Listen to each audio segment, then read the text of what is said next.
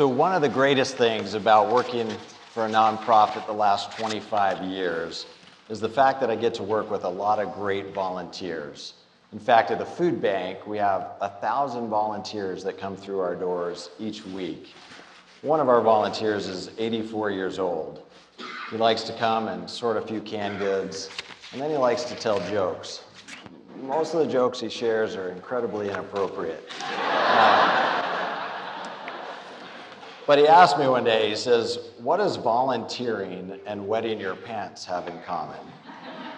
Well, I nervously shrugged, and he said, "Everybody sees you doing it, but only you get the warm feeling." Not bad for 84, right? But the truth is, there's a whole lot more benefit to volunteering than just the warm feeling. Last year, 64 million Americans donated 8 billion hours of their time that was valued at $175 billion in economic impact across America. Children are tutored, seniors are delivered meals, trees are planted, and pets are looked after.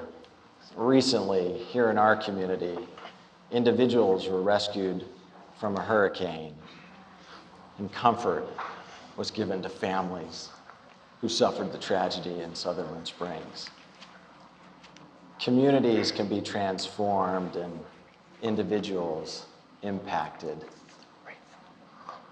But I'm here today to talk to you about the growing amount of research and data that suggests that those who give support through volunteering experience greater health benefits than those who receive support from their volunteerism, highlighting the fact that we truly do get back more than we give when we volunteer.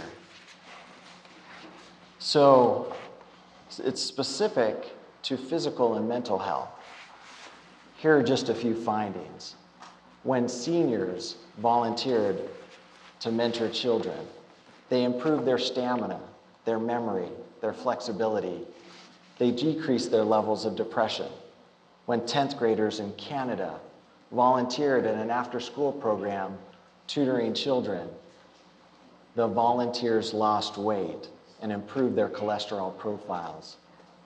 Even when researchers isolated for things like gender, age, socioeconomics, and health, they consistently found that when people volunteered, they live longer.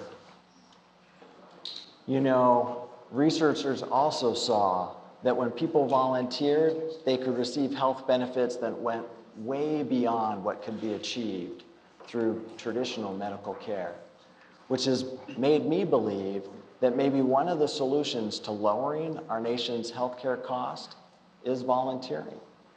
So there's 3 things you're going to want to remember when it comes to getting the maximum amount of health benefits from volunteering: making the connection, making it pure, and then getting the right dose. So first, making the connection. It's important to follow your heart. What are you passionate about? Where are you called? Where does your faith take you? There's some great websites to help you connect with a local nonprofit or a great volunteer experience. Sites like Just Serve, Volunteer Match, and the United Way Volunteer Center. These nonprofit websites run like a dating service where you highlight your skills, your interests, your abilities, and match you with a need. And trust me, as a nonprofit, we'll look past all of your baggage and your commitment issues. We just need you. And oftentimes, because of lack of transportation or time or even a disability, people choose to volunteer over the phone or via the web. That's a great way to connect. Nonprofits need help with writing and graphic design. They also could use help with web-based tasks, so all of your volunteering can be done from home. You might need to go to a quick orientation or attend a few meetings, but you too can volunteer anywhere you'd like. What's important is that you heed the call to serve. And so in some ancient scripture, it suggests that when we're in the service of our fellow beings, we're actually only in the service of our God. So number 2, making it pure. Well, with vitamins, potency matters. Likewise, the potency of our volunteering makes a difference. You're going to want to make sure it's totally voluntary. It has to be altruistic. You can't volunteer because you feel obligated. It can never come from a place of guilt. I'm sure all of us have been voluntold to do something.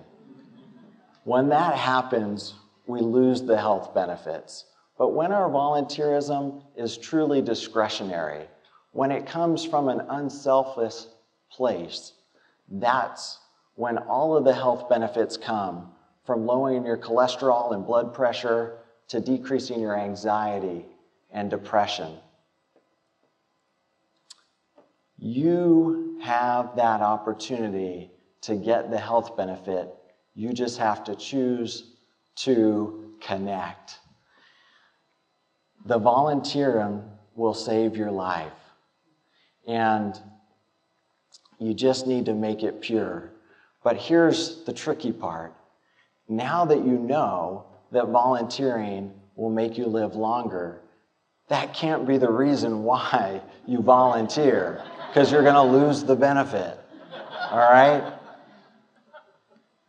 I think Gandhi said it best. He said, the best way to find our life or ourselves is when we lose ourselves in the service of others. So the last thing, number 3, getting the right dose. So researchers, knowing that volunteering increases your life, wanted to know if you volunteered more, would that make you live longer? And what they found that there was a volunteer threshold or a minimum and maximum dose. You'll want to volunteer between 100 and 200 hours a year or between 2 to 4 hours a week, and you can receive those maximum health benefits and live a longer life.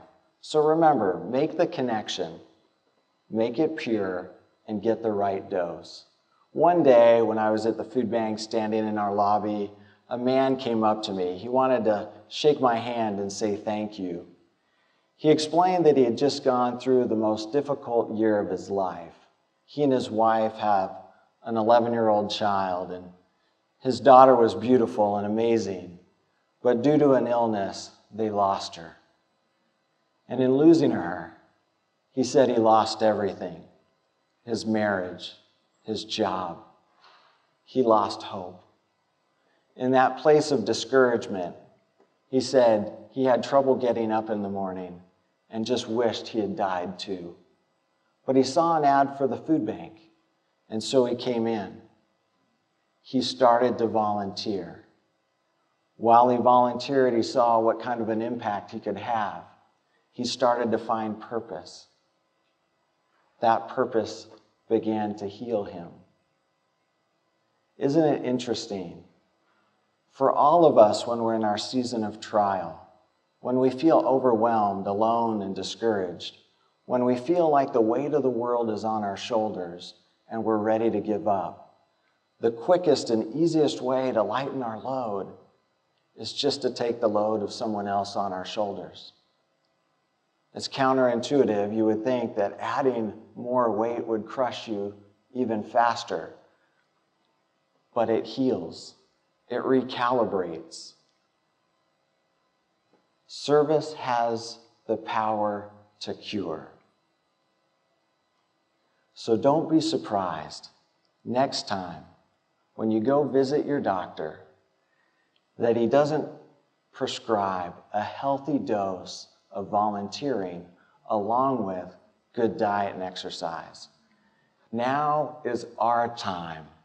All of us need to choose to get out there and volunteer. Our lives and the lives of those we serve depend on it.